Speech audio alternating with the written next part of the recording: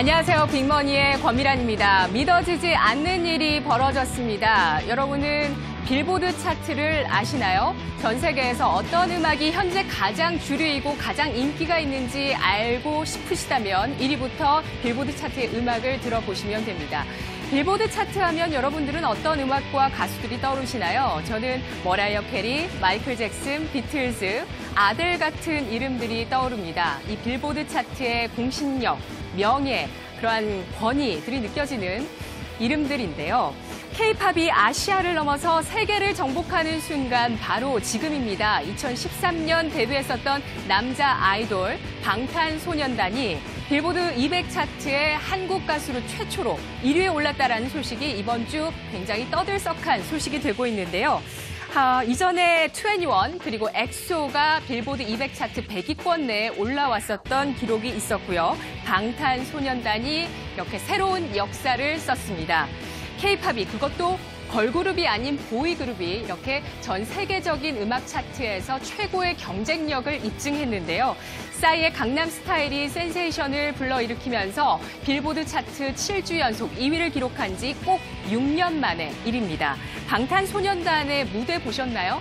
전 세계 소녀들이 영어도 아닌 한국어로 된 이 음악들을 굉장히 즐기면서 열심히 따라 부르는 그녀들의 모습을 보면 이 팬덤이 정말 대단하다라는 생각이 드는데요. 이 방탄소년단은 대형 기획사 출신이 아닙니다. 작은 기획사의 일명 흑수저 출신의 아이돌인데요. 그들이 이렇게 성공할 수 있었던 비결은 과연 무엇이었을까요? 정말 피나는 노력, 그리고 끈기, 불굴의 도전 정신, 그뿐만이 아닐 겁니다. 바로 시대의 흐름을 포착한 그들의 전략이 있었기 때문입니다. 유튜브와 인스타그램 같은 SNS 플랫폼을 적극 활용했었던 아이돌이었는데요. 멤버들의 자잘한 일상이나 또 음악에 대한 생각들, 팬들에 대한 이야기들, 이러한 것들을 SNS 플랫폼을 통해서 적극적으로 매일매일 업데이트를 하게 되고요. 이것이 전 세계 팬들을 불러 모으게 되고 여기서 그들은 함께 소통했습니다. 싸이의 강남 스타일이 빵 떴던 것도 이러한 SNS 플랫폼 파워였습니다. 바로 유튜브의 힘이었죠.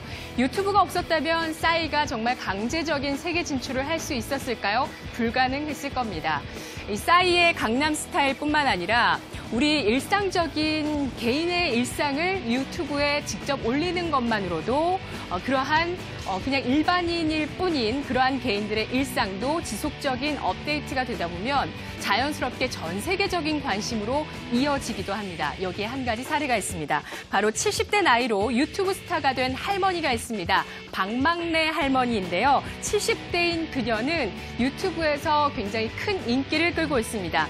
용인에서 쌈밥집을 40년 동안 운영했었던 그녀는 손녀딸이 자신의 일상을 유튜브에 영상으로 올리게 되면서 전 세계적인 관심을 받고 있는 모습인데요.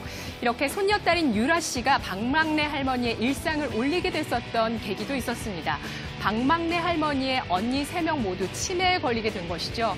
따라서 이 손녀딸은 할머니의 일상 그리고 할머니의 건강한 지금 현재의 모습들 함께 여행을 하고 많은 경험들을 하는 그러한 모습들을 앞으로도 그녀가 잘 기억했으면 좋겠다는 생각을 갖게 되는 것이죠. 그래서 그녀의 일상을 계속 영상으로 찍어두고 이것을 찍은 김에 유튜브에 올려보자라고 생각을 한 겁니다. 그래서 이 할머니를 모시고 호주 여행을 떠난 것이 박막내 할머니 채널의 첫 번째 영상이 됐는데요. 이 박막내 할머니의 채널의 팔로워 수는 현재 전 세계적으로 43만 명에 이릅니다. 그래서 미국 워싱턴 포스트, 로이터 통신에서도 그녀의 이야기를 언급하고 있고요. 그리고 미국 패션지 보그에서는 박막내 할머니의 패션에 대해서 실게 되면서 해외에서도 주목하고 있는 패셔니스타가 된 그녀의 모습입니다. 중국에서는요, SNS에서 활동하는 팔로워가 많은 그러한 그 영향력을 갖고 있는 사람을 왕홍이라고 하고요. 또 모바일 메신저를 통해서 상품을 홍보하고 파는 방식의 사업을 하는 웨이상이 있습니다. 그들의 영향력도 굉장한데요. 따라서 명품 브랜드들은 그녀들을 자신의 이 명품 브랜드들의 제품 홍보 회에 초대를 하게 됩니다. 그녀들이 이 초대를 받게 되면서 다양한 제품들에 대한 경험들을 하게 되고 이러한 것들이 영상과 사진을 통해서 SNS에 올려지게 되는데요. 이러한 것들은 자연스럽게 그녀들의 팔로워들을 통해 전달이 되고 이러한 팔로워들은 이들의 제품에 대한 안목 그리고 리뷰들을 신뢰하면서 그들을 통해서 쇼핑을 하게 됩니다. 따라서 웨이상을 통한 성장성, 현재 국내 면세점의 실적을 통해서도 나타나고 있고요. 중국에서는 이 베이징대 출신의 교수인데요. 연봉 85억을 받는 교수가 나오고 있습니다. SNS 사이버 강의를 통해서 베이징대 출신의 교수가 연봉 85억을 찍기도 했다는 소식까지 전해지고 있습니다. 일본에서는 SNS 활동을 통해서 팔로워가 많으면 신입이라도 연봉을 많이 받을 수 있다고 하는데요. 일명 인스타그램 직원 채용입니다. 팔로워 수가 많은 신입사원이라면은 일본에서 7천만 원 이상의 연봉을 받고 있다는 소식도 최근에 나오고 있습니다. 자, 이렇게 오늘은 플랫폼 파워에 대한 이야기를 해보려고 했던 건데요. 유튜브, 인스타그램뿐만 아니라 스팀과 넷플릭스라는 이러한 게임과 드라마, 영화에 영향력이 있는 플랫폼들이 생겨나면서 이들을 통한 큰 성장을 각 기업들이 보여주고 있습니다. 오늘 그러한 사례들 주가로도 나타나고 있는데요. 함께 살펴보시죠.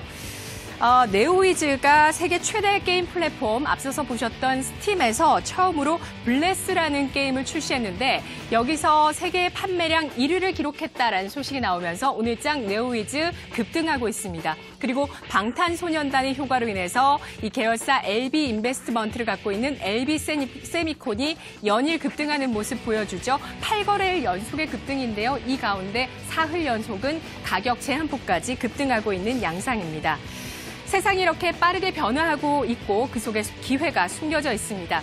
급성장하는 플랫폼에 올라타는 것이 바로 전략인데요. SNS를 통해서 대중과 소통하면서 꾸준한 컨텐츠를 쌓아 올리게 되면 나도 영향력을 가질 수 있고 신뢰와 공감을 형성할 수 있습니다. 방탄소년단의 빌보드 차트 1위가 우리에게 시사하는 바가 아닐까 싶습니다.